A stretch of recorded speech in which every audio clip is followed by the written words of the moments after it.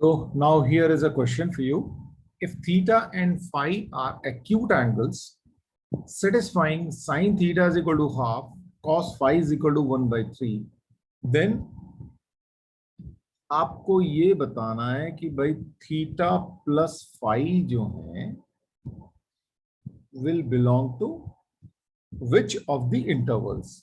और चार ऑप्शंस आपके पास है, तो आपको ये सोचना है कि भाई चारों में से कौन सा एक ऑप्शन करेक्ट है।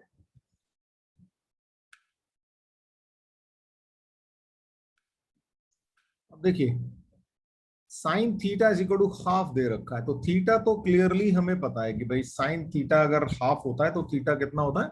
थीटा होता है π/6। ठीक है, यहां से हमें सीधा सीधा theta is equal to 30 degree है ना, 30 डिग्री या π/6 मिल गया हमें।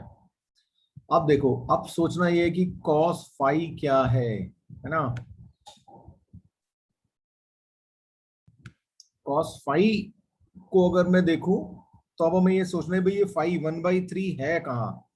अब 1/3 सोचो तो है क्या, हमें अब ये यहां से हमें एस्टिमेट करना है कि भाई फाई जो है क्या हो सकता है ना। अच्छा, अब आप देखो cos 60 जो होता है वो होता है 1/2 यानी कि 0.5, और cos 90 जो होता है वो होता है 0।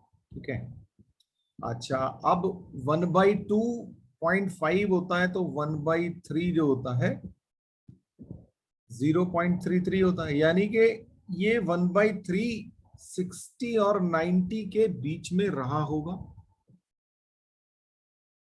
है ना। तो थीटा जो होगा, ये जो फाई है ये कहां पे बिलोंग कर रहा होगा? Phi will belong to π/3 to π/2।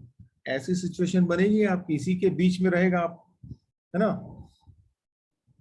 तो अब अगर थीटा π/6 है एग्जैक्ट और फाई जो है π/3 और π/2 है, तो इसका मतलब theta plus phi will belong to, अब इसमें और इसमें दोनों तरफ π/6 ऐड कर देते हैं, तो π/6 प्लस π/3 और π/6 प्लस π/2, यानी कि कितना हो गया? ये आपके पास ऑप्शन आ जाएगा। या आप ऐसे जोड़ना चाहो तो, और ऐसे दिक्कत हो रही है तो भाई ये 30 प्लस ये किसके बीच में होगा? ये है आपका 60 और 90 के बीच में हो गया। 30 प्लस 60 90 और 120 इसके बीच में होगा, तो ऑप्शन जो है आपका ये वाला आ जाएगा।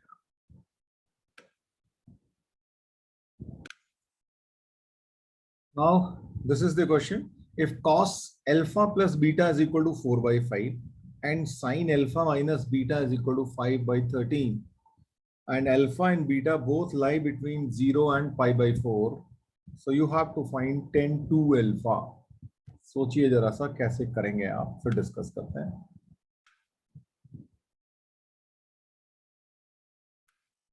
चलिए देखते हैं। cos alpha plus beta 4/5, sin alpha minus beta is equal to 5/13 और पूछा गया है tan 2 अल्फा। तो सबसे पहले तो ये सोचना है कि भाई ये 2 अल्फा कैसे आएगा, है ना। तो अब देखो ऐसे सोचो कि 2 अल्फा, अगर मैं अल्फा प्लस बीटा और अल्फा माइनस बीटा को ऐड कर दूं तो ये बन जाता है 2 अल्फा, है ना। इसको मैं क्या लिख सकता हूँ? Alpha plus beta plus alpha minus beta. तो मुझे कुछ इस तरीके से यूज करना है। तो अब मैं यहाँ पे अगर मैं दोनों तरफ tan कर दूं तो tan 2 alpha will be equal to tan of, थोड़ी सी स्पेस क्रिएट कर लेते हैं चलिए। तो tan 2 alpha will be equal to tan of alpha plus beta plus alpha minus beta, ऐसा हो जाएगा। तो इसका मतलब ये हो गया, अब यहाँ पे क्या हो गया, इसको a मान लो और इसको b मान लो, तो tan a plus tan b over 1 minus tan a tan b, ऐसा कुछ बनेगा आपके पास, है ना। तो ये बेसिकली क्या बन जाएगा? tan of alpha plus beta plus tan of alpha minus beta divided by 1 minus 10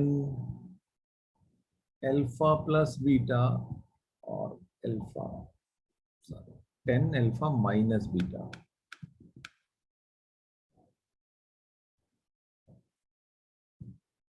ये बन जाएगा आपके पास।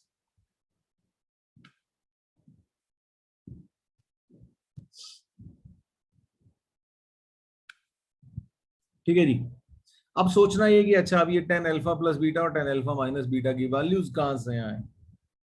तो भैया ये दोनों पाई बाई 0 और पाई बाई 4 के बीच में, तो यानी कि अल्फा प्लस बीटा और अल्फा माइनस बीटा भी फर्स्ट क्वाड्रेंट में ही रहेंगे, है ना। अब फर्स्ट क्वाड्रेंट में रहेंगे तो हम फिगर बना लेते हैं अपना उठा के।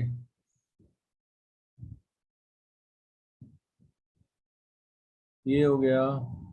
तो लेट्स से ये अल्फा प्लस बीटा है, इसके लिए कॉस दे रखा है 4/5, तो ये 4, ये 5, तो यहां से पाइथागोरस थ्योरम से ये 3 आ जाएगा। ऐसे ही ये अल्फा माइनस बीटा दे रखा है, तो और साइन दे रखा है, तो ये 5, 13 और ये 12 आ जाएगा। तो अब यहां से हमें 10 अल्फा प्लस बीटा और 10 अल्फा माइनस बीटा की वैल्यू मिल गई, 3/4 10 अल्फा प्लस बीटा और ये 5/12। तो ये हो गया आपके पास, रख देते हैं यहाँ पे 3/4 प्लस 5/12, 1 माइनस 3/4 इंटू 5/12, सॉल्व करोगे तो 56/33 आ जाएगा आपके पास। अब ये क्वेश्चन है आपके पास, if a plus B is equal to 45 degree, so you have to prove that 1 plus 10a into 1 plus 10b is equal to 2।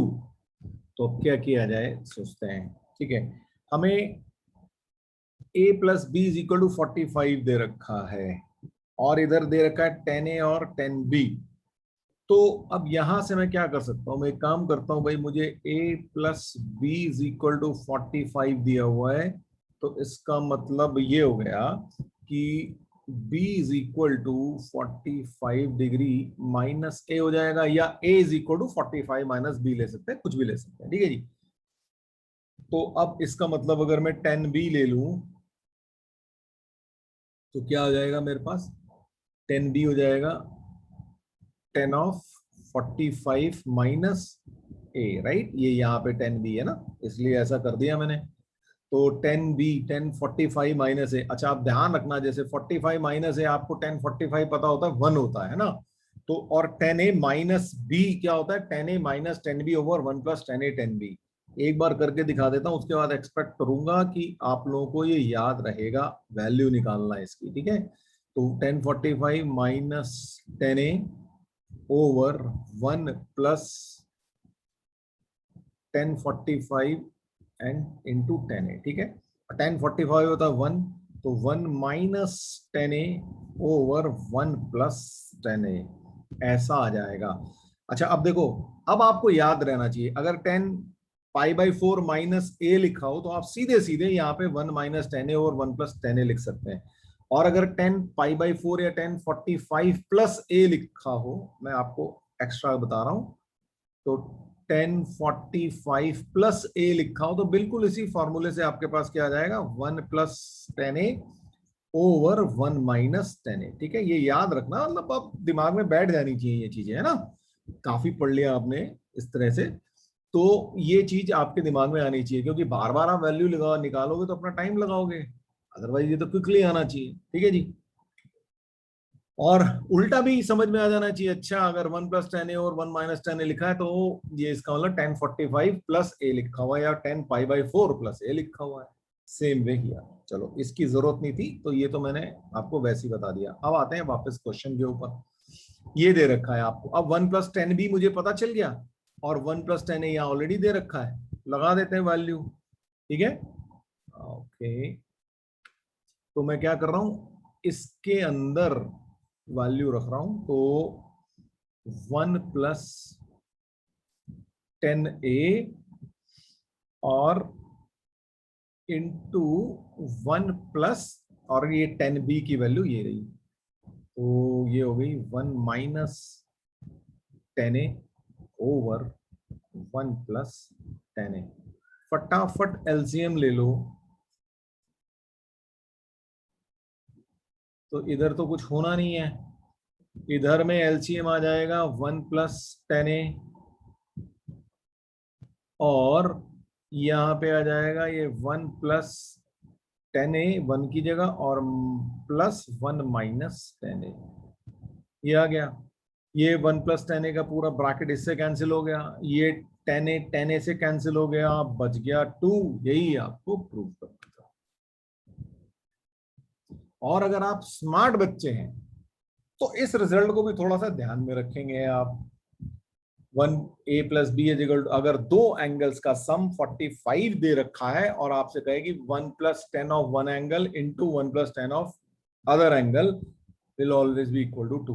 ये रिजल्ट थोड़ा सा याद रखना चाहिए आपको। कई बार क्या होता है कंपटीशंस में ना, इस तरह के सवाल आ जाते हैं सीधा सीधा कि भाई अगर आपको वो याद है तो आप कर पाओगे, नहीं तो फिर आपको टाइम लगेगा। ये डिपेंड करता है अल्टीमेटली कि आपकी प्रैक्टिस कितनी है, कितनी चीजें आपको याद है, आप कितना सक्सेसफुल होंगे ना। जल्दी से मुझे इसका आंसर बताओ। Sine pi by 4 into cos pi by 12 plus cos pi by 4 into sine pi by 12। जल्दी से आंसर बताओ, क्विक। भाई देखो सीधा सीधा क्या लिखा हुआ है ये, अब ये लिखा हुआ है sine a cos b plus cos a sine b, और ये क्या होता है, ये होता है sine of a plus b. यानी कि मेरे को जो मिला, मुझे मिला sine of pi by 4 plus pi by 12, यानी कि ये हो गया साइन ऑफ, ये हो गया 3 पाई बाई 12, 4 पाई बाई 12, यानी कि साइन पाई बाई 3 और साइन पाई बाई 3 होता है √3/2। ये आपका आंसर। अब ये आपको दिया हुआ है 1 plus tan 1 degree into 1 plus tan 2 degree into 1 plus tan 3 degree up to 1 plus tan 45 degree is equal to 2 to the power n। Now you have to find what should be n। n क्या है, n की value क्या होगी, ये आपको बताना है। Alright जी।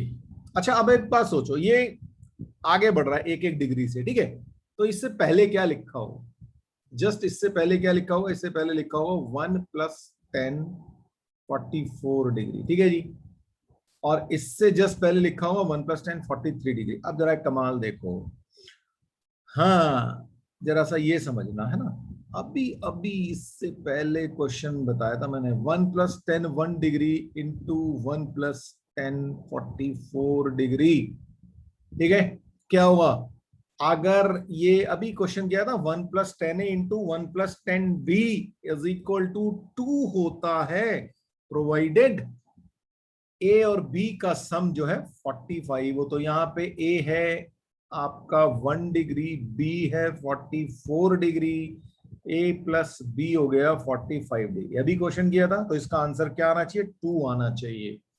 अब बिल्कुल ऐसे ही इस 2 के साथ के लिए एक 43 होगा और 3 के साथ के लिए 42 होगा, तो यहां से लेके 44 डिग्री तक, यानी कि यहां तक टोटल 22 पेयर्स बन जाएंगे आपके पास, है ना। 44 का आधा 22, दो यूज हो रहे, तो 22 पेयर्स बन जाएंगे, यानी कि 2 टू दी पावर 22 तो यही से आ जाएगा भाई, 2 इंटू 2 इंटू 2 इंटू 2 करते चले जाओगे 22 बार, और एक 2 जो है यहां से मिलेगा क्योंकि 1 और 1045 भी 1 होता है, तो इंटू 2 एक यहां से आ रहा होगा, तो यानी कि 2 टू दी पावर 23 बन जाएगा आपके पास टोटल, और वो किसके बराबर है, 2 टू दी पावर n, यानी कि n हो गया 23। ये है आपका आंसर। ये है if x minus y is equal to pi by 4 and cot x plus cot y is equal to 2, find smallest positive x and y, यानी कि वो एंगल्स बताने हैं कि जो कि स्मॉलेस्ट और पॉजिटिव हैं दोनों। सोचिए क्या करेंगे आप। चलिए जी, अब आपको दिया गया हुआ है x minus y equal to pi by 4 और cot x plus cot y is equal to 2 दे रखा है। चलिए जी जरा तो इसी को यहीं से शुरू कर दें, क्योंकि जो दिया हुआ है उसी को सोचें कि क्या कर सकते हैं अपन। तो cot x plus cot y is equal to 2 है, तो मैं इसको यहां से इस चीज को मैं क्या लिख सकता हूँ, कॉट एक्स को लिख सकता हूँ 1/10x और plus 1/10y is equal to 2, ये लिख सकता हूँ। अच्छा अब यहां से देखो, यहां से मैं x इज इक्वल टू क्या लिख सकता हूँ, π/4 प्लस y लिख सकता हूँ। अब आप ये देखो कि अभी अभी मैंने बताया था, अगर 10, अब इस 10x की जगह में x की जगह में लिख सकता हूं π/4 प्लस y, ठीक है। तो 1/10 π/4 plus y plus 1/10y is equal to 2। अब भी मैंने पीछे आपको बताया, देखो यहां पे कि 10 π/4 प्लस a, ठीक है, यही बताया था। ये π/4 है 45 और ये प्लस a, तो 1 + 10a 1 - 10a। नहीं तो आप इसको अगर सीधे सीधे लिख सकते हो तो बहुत बढ़िया, नहीं तो आप इसको 10a + b कर लो। तो मैं इसको सीधे ही लिख देता हूं क्योंकि मैंने अभी अभी आपको बताया था। ऑलराइट, तो मैं क्या करने वाला हूं, ये 1 है तो ये 10a + 10b यानी कि ये था 1 + 10y डिवाइडेड बाई 1 - 10y होता, तो मैं इसको सीधे ऊपर लेके जा रहा हूं 1 - 10y plus 1/10y equal to 2। इसको सॉल्व कर लेते हैं, ये एलसीएम ले लेता हूं मैं। यहां पे क्या आएगा,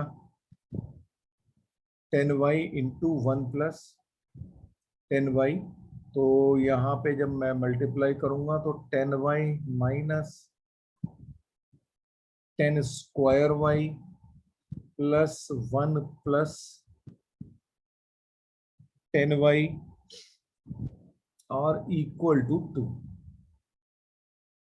और इसको भी इधर जाके मल्टीप्लाई कर देते हैं, तो हमारे पास क्या आ जाएगा, अच्छा ये ऊपर जो आ रहा है वो आ रहा है 210y माइनस 10² y, ये और प्लस 1, और इधर जाके मल्टीप्लाई होगा, डिनोमिनेटर यहां पहुंचेगा तो क्या बनेगा, 210y प्लस 210²y, ठीक है।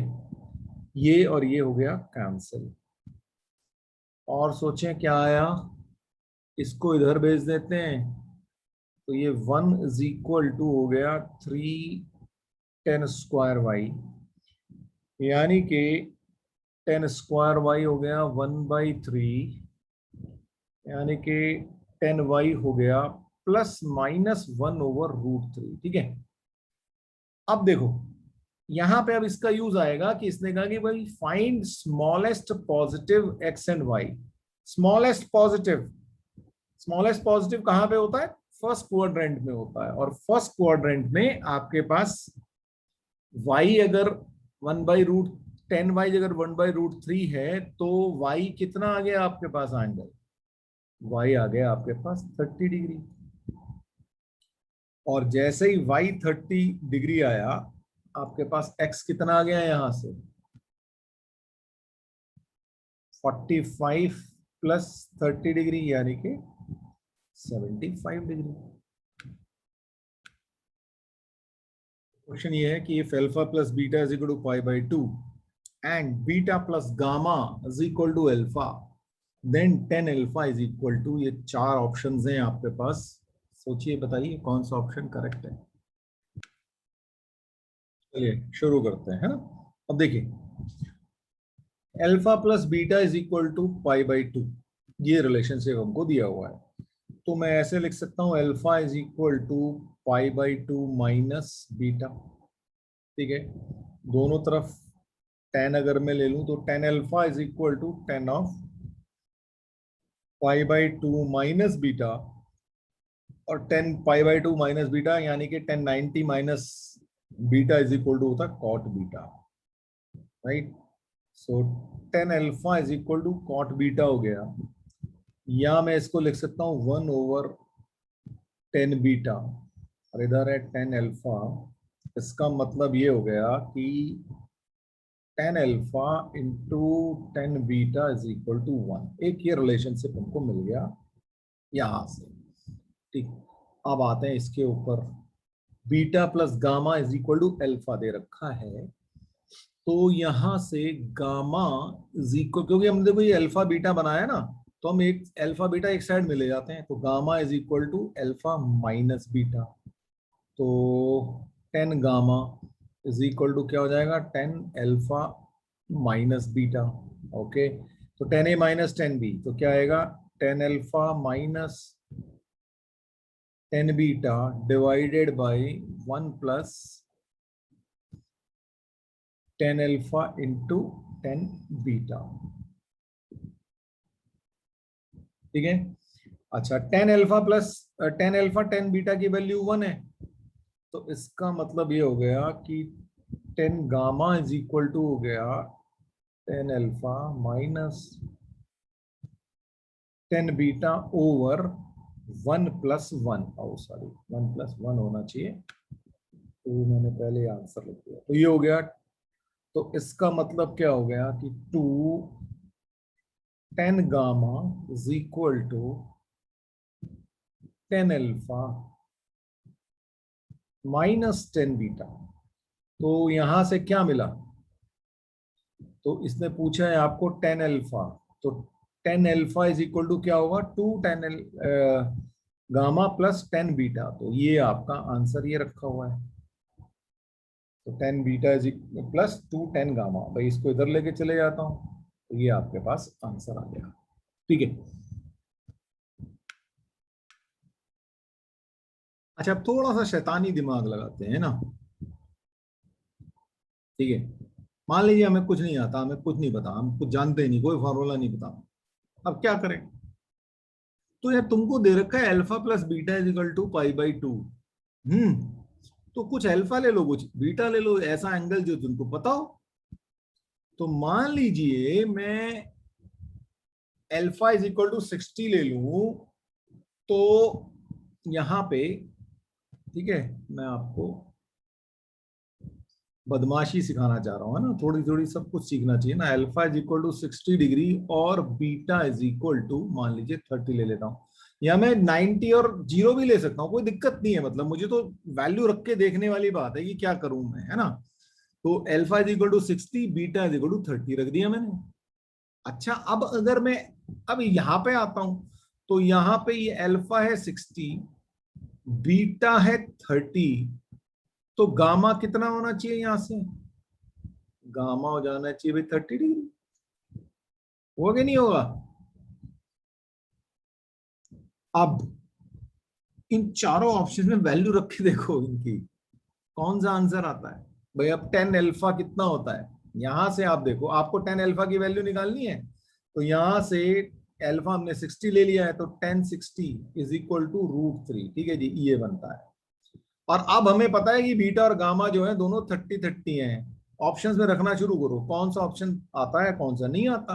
तो चलो ऑप्शन ए में रखते हैं। ठीक, ऑप्शन ए में रखा तो 2 10 30 यानी कि 1/√3 प्लस 1/√3, दोनों ही एंगल सेम है, तो ये आंसर आएगा √3। नहीं आएगा, है ना, किसी भी तरीके से नहीं आएगा, ये तो 4/√3 आ जाएगा, तो ये नहीं आया, ये आंसर गलत हो गया। बी को देखो, 10 बीटा प्लस 10 गामा, ये अगेन 2/√3 होगा, तो ये भी रिजेक्ट हो गया। सी को देखो, 10 beta 1/√3 plus 2 into 10 gamma, gamma फिर 30 है, तो 2/√3। अच्छा 2/√3 प्लस 1/√3 यानी कि 3/√3, 3/√3 होता है √3, ये आ गया सही, देखो करेक्ट। और फिर ऑब्वियसली हमें तो एक ही चाहिए, तो सी आ गया हमारा, तो डी हमें चेक करने की जरूरत नहीं, करना चाहो कर लो, गलती आएगा बेसिकली, है ना। तो इस इनफैक्ट आपका यहां से भी आंसर सेम आ जाएगा, 2 10 बीटा और 10 गामा, यहां से भी ठीक आ जाएगा। ठीक है, तो दो आंसर मिल जाएंगे, पर आप तो सी पे पहले भी जनरली आप उसी पे जाओगे, छोड़ दोगे। लेकिन अगर आपको दो मिल गए सही तो फिर अब आप वैल्यू कुछ और रख लो। ठीक है, अब आप क्या रख लो, अल्फा इज इक्वल टू 90 रख लो और बीटा इज इक्वल टू 0 रख लो, या 45 रख लो, मैंने तो गामा 0 हो जाएगा। इस वे में आप ऐसी थोड़ी थोड़ी बदमाशियां कर सकते हो। ठीक है, अगर आपको कुछ भी नहीं पता और आप फिर भी आंसर सही निकाल जाओगे। फॉर्मूले अब इंट्रोड्यूस करते हैं आपके लिए। Sine a plus B into sine a minus b will be equal to sin square a minus sin square b। ठीक है जी, अब आप सोचोगे कि ये कैसे आया, तो वो आपको एज अ होमवर्क छोड़ रहा हूं मैं। तो साइन ए प्लस बी का फॉर्मूला आपको पता है, sine a cos b plus cos a sine B. ऐसी साइन ए माइनस बी का फॉर्मूला भी आपको पता है। तो अगर फॉर्मूला पता है तो वैल्यू रखना, मल्टीप्लाई कर देना, तो वहां पे कॉस स्क्वायर बी आएगा, उसको आप चेंज कर लेना। चलो एक करके दिखा देता हूँ, नहीं तो तुम भी कहोगे हमेशा के सर आप बताते नहीं हो हमको। चलो एक करके दिखा देता हूँ तुम्हें कैसे होगा। ठीक है, इसकी लेफ्ट हैंड साइड लेते हैं। तो साइन ए प्लस बी का फॉर्मूला होता है sine a cos b plus cos a sine B into sine a cos B minus cos a sine B. ये बन गया आपका एलएचएस। ठीक है, हमने एलएचएस सॉल्व करना शुरू किया। अच्छा, अब देखो यहां से इसको मल्टीप्लाई करोगे तो क्या आने वाला है, ये तो ए प्लस बी और ए माइनस बी लिखा हुआ एक्चुअली में है ना, तो A square minus B square आ जाएगा। तो क्या बनेगा, sine square A cos square B minus cos square A sine square B. ये बन गया। ठीक है, अब आप जरा ध्यान दो, हमारे इस फॉर्मूले में बी है ही, मतलब कॉस नहीं है, तो कॉस को चेंज कर देते हैं। तो sine square A cos square B क्या हो जाएगा, 1 minus sine square A minus cos square A sine square. Okay, cos square को चेंज करना था भाई, रुक जाओ एक सेकेंड। तो कॉस स्क्वायर ए क्या हो जाएगा, 1 माइनस, अच्छा यहाँ पे ये b होगा नॉट a, ये b हो जाएगा, और 1 minus sine square a into sine square b। ये बन गया। ब्रैकेट ओपन कर देते हैं, तो sine square a minus sine square a sine square b minus, अब इसको ब्रैकेट ओपन करते हैं तो यहाँ पे आएगा साइन स्क्वायर b और minus sine square A sine square B. ये और ये आपस में कैंसिल हो जाएंगे क्योंकि इसके बाहर जो है नेगेटिव साइन है, तो वो प्लस में हो जाएगा। तो आ गया आपके पास साइन स्क्वायर ए माइनस साइन स्क्वायर बी। तो देखो भाई ये प्रूव भी दिखाई दिया मैंने आपको। ठीक है, और ये आपको याद रखना है, नेचुरल है भाई, फॉर्मूला दे रहा हूं तो याद तो रखना ही है। अब आपकी मर्जी है, देखो आप इसको ऐसे प्रूव कर लो वहां पे या फिर याद रखो। तो अब याद रखना है तो एक फॉर्मूला दिया तो मैंने तो दूसरा भी देना है फिर, है ना। तो मैं आपके लिए ऑब्वियसली जब साइन है तो कॉस के लिए भी होगा ना फिर एक, तो cos A plus B into cos A minus B. तो भाई ये क्या होगा, कॉस स्क्वायर ए माइनस, अगर आपको लग रहा है कि अब ये जैसे ऊपर कॉस साइन स्क्वायर ए माइनस साइन स्क्वायर बी आया था, तो यहाँ पे क्या आएगा, कॉस स्क्वायर ए माइनस कॉस स्क्वायर बी, तो आप गलत हैं। यहाँ पे आपके पास आएगा साइन स्क्वायर बी। ठीक है, तो फर्क आ गया यहाँ पे, थोड़ा सा चेंज हो गया। तो ये आपको याद रखना। ऑफ कोर्स आप चाहें तो इसको प्रूव कर सकते हैं, जैसे हमने ये ऊपर प्रूव किया है, करके देख लेना। मतलब उससे फायदा क्या होगा, तुमको फॉर्मूले याद हो जाएंगे और साथ साथ में प्रैक्टिस हो जाएगी यूज की उसको। अब देखो बहुत बढ़िया है ना। a plus B into a minus b क्या होता है?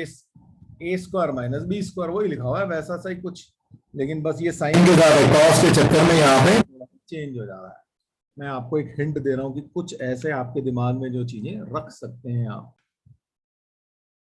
तो ये तीन फॉर्मूले और 2 sin a cos b is equal to sin a plus b plus sin a minus b. Right hand side में वैल्यू रखना, फॉर्मूला पता है, राइट हैंड साइड वाले आपको ऑटोमेटिकली लेफ्ट हैंड साइड आ जाएंगी। ठीक है, और ऐसे ही 2 cos a cos b is equal to cos a plus b plus cos a minus b. 2 sin a sin b is equal to cos a minus B minus cos a plus b. ये आपके फॉर्मूले हैं, right hand side से आप immediately left hand side पे arrive कर सकते हैं। तो ऑब्वियसली फिर से वही बात है कि याद तो रखने पड़ेंगे। एनसीईआरटी में ये सारे फॉर्मूलाज हैं और इसीलिए आपको याद रखने हैं, क्योंकि वहां पे इस पे सीधे सीधे क्वेश्चंस मिलेंगे आपको अपने स्कूल के अंदर। तो ये क्वेश्चन है आपके पास, sine square 6x minus sine square 4x is equal to sine 2x into sine 10x prove करना है। निहायत ही आसान सवाल कर डालिए फटाफट। तो ये तो सीधा सीधा फॉर्मूला है आपका, है ना। फॉर्मूला भी अभी क्या दिया था आपको, sine square A minus sine square b is equal to sine of a plus B into sine of a minus b. मतलब ऑफ कोर्स वहां पे ये चीज उल्टी थी, बस इतना फर्क आ गया। तो क्या बनेगा हमारे पास, तो यहाँ पे हमारे पास क्या बन जाएगा, sine of 6x plus 4x into sine of 6x minus 4x, यानी कि sine of 10x into sine of 2x। ये आ गया आपका, यही आपको प्रूव करना था सर। ये ओके जी। अब क्वेश्चन क्या है, ट्रू और फॉल्स बताना है आपको। क्वेश्चन लिखा हुआ है cos square theta plus cos square theta plus alpha minus 2 cos theta into cos alpha into cos theta plus alpha is independent of theta. तो सबसे पहले ये समझने की बात है भी इंडिपेंडेंट ऑफ थीटा का मतलब क्या हुआ। अच्छा, जब ये कहा जाता है ना कि अभी आपने कभी कभी पेरेंट्स बोलते हैं अरे भाई तुम इंडिपेंडेंट कब होगे, या तुम इंडिपेंडेंट हो गए हो अब, उसका मतलब क्या होता है कि अब तुम्हें दूसरे की जरूरत नहीं है, now you can be on your own. ठीक है ना, जब नौकरी लग जाती है तो क्या अब तो इंडिपेंडेंट हो गया जी, तो इसका मतलब क्या हुआ, अब आपको किसी की जरूरत नहीं है। ऐसे ही इंडिपेंडेंट ऑफ थीटा का मतलब क्या है कि अगर इसमें थीटा ना भी हो तो भी चलेगा, ठीक है, तो भी, या थीटा की कोई भी वैल्यू रखूं मैं इसमें तो आंसर सेम ही आने वाला है, इसका मतलब ये हुआ। ठीक, तो इसका मतलब अब ये हो गया कि अगर मैं इसको सॉल्व करूं तो आंसर में थीटा आना ही नहीं चाहिए, मतलब थीटा गायब हो जाना चाहिए, कुछ ऐसा आंसर आए कि जिसमें थीटा ना हो। जब थीटा नहीं है तो इसका मतलब it is independent of theta. ये मतलब हुआ इस चीज का। अब करके देखिए क्या हो रहा है। चलो जी देखते हैं, ठीक है, इसको सॉल्व करने की कोशिश करते हैं। तो ये हमारे पास जो स्टेटमेंट है यहाँ पे लिखा हुआ है 2 cos थीटा cos अल्फा। अभी अभी मैंने आपको फॉर्मूला बताया 2 cos a cos b। 2 cos a cos b होता है cos a plus b plus cos a minus b। तो उसको यूज करते हैं। देखो ये फॉर्मूला अभी मैंने आपको बताया था, ये 2 cos a cos b, ये वाला फॉर्मूला। तो a की जगह थीटा है और b की जगह अल्फा है। तो यहाँ पे आते हैं तो इसको लिखते हैं। तो यहाँ पे और कहीं चेंज नहीं कर रहे, सिर्फ और सिर्फ cos square theta plus cos square theta plus alpha, क्योंकि यही चीजें जहां से आप a प्लस बी और a माइनस बी दिख जाएगा आपको। तो 2 cos a cos b क्या होगा, cos of theta plus alpha plus cos theta minus alpha, और बाहर लिखा हुआ है cos of theta plus alpha. ठीक, अच्छा आप जरा ध्यान से देखो, इसको और मैं इसको मल्टीप्लाई करूंगा तो क्या मिलेगा, जब मैं अगर ब्रैकेट ओपन करूंगा तो क्या मिलेगा, cos square theta plus alpha, है ना। तो चलो लिख देते हैं, तो cos square theta plus cos square theta plus alpha minus ये हो गया cos square theta plus alpha और plus cos theta minus alpha into cos theta plus alpha. ठीक है, ये और ये हो गए कैंसिल। तो अब आपके पास आ गया cos square theta minus cos theta minus alpha into cos theta plus alpha. अच्छा, ये फिर से फॉर्मूला बन गया cos a plus B into cos a minus B, और वो क्या था? वो फॉर्मूला था cos square theta minus sine square alpha. ठीक है, यही फॉर्मूला बताया था मैंने आपको। ये देखो, cos a plus B into cos a minus B equal to cos square a minus sine square B. तो ये आपके पास आ गया। तो ये cos स्क्वायर थीटा फिर से कैंसिल हो गया। आपके पास आ गया, ये माइनस है और ये माइनस है, तो ये प्लस हो गया साइन स्क्वायर अल्फा। और ऑब्वियसली इसके अंदर थीटा नहीं है, तो वी विल राइट कि this is independent of theta.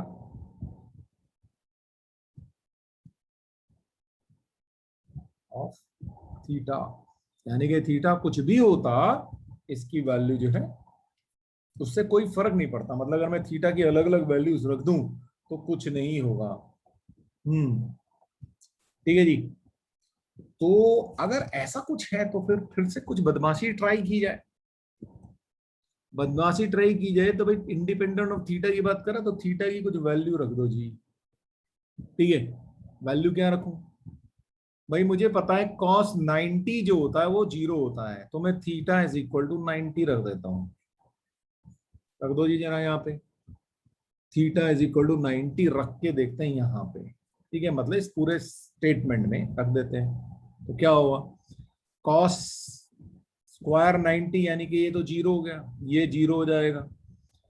अच्छा, यहाँ पे क्या हो जाएगा, cos स्क्वायर 90 प्लस अल्फा। ठीक है, cos स्क्वायर 90 प्लस अल्फा हो जाएगा। अच्छा, ये वाला पार्ट पूरा का पूरा 0 हो जाएगा। क्यों? क्योंकि cos थीटा यानी कि cos 90 0 का, 0 से जो भी मल्टीप्लाई होगा सब 0 हो गया, तो यही बचेगा आपके पास cos स्क्वायर 90 प्लस अल्फा। अच्छा, cos 90 प्लस थीटा क्या होता है? वो होता है माइनस साइन थीटा, तो ये माइनस साइन अल्फा और ऊपर है होल स्क्वायर। आंसर आ गया जी साइन स्क्वायर अल्फा। ठीक है, आ गया इंडिपेंडेंट ऑफ थीटा। और चेक करना है कुछ और वैल्यू रख के देख लो भाई, आपका मन है। ठीक है, कोई और भी वैल्यू आप रख के चेक कर सकते हैं कि यही आंसर आएगा कि नहीं है। तो देखो, ये बदमाशी भी थोड़ी थोड़ी अब सीखनी शुरू करो, कि थोड़ा उल्टा भी सोचना शुरू करो। नॉट नेसेसरीली कि हर क्वेश्चन में ऐसा होगा, ठीक है, लेकिन जहां हो वहां करने में चूकने में कोई दिक्कत नहीं है। क्योंकि अगर ये क्वेश्चन कंपटीशन में है मान लीजिए, तो वहां पे सिर्फ आपको ट्रू है या फॉल्स है यही बताना है, किस मेथड से आया ये नहीं बताना आपको वहां पे, है ना। मेथड तो आपको स्कूल में बताना है, तो ठीक है भाई, स्कूल के लिए कर दिया। लेकिन अगर आप कंपटीशन दे रहे हो तो वहां पे तो आपको किसी भी तरीके से सही आंसर पे आना है, और उसके लिए थोड़ी सी बदमाशी भी आनी चाहिए। मैंने आपको ये जो करा रहा हूं उसका पर्पस यही है कि दोनों तरीके से दिमाग चलाना आपको अब सीखना होगा। तो चलिए आज के लिए इतना ही।